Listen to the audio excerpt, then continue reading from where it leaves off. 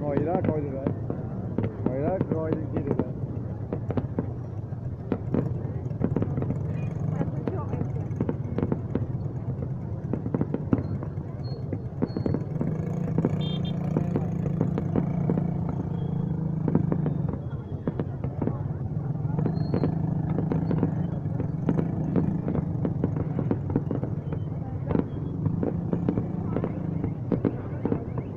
Lâu ta 15 phút à? Năm nay lâu á. Năm ngoái năm nào mà đâu có lâu vậy đâu. Này giờ pháo nhiều. Này giờ pháo nhiều. Thì năm nay nó kỷ niệm thành lập 15 năm thành lập tỉnh á.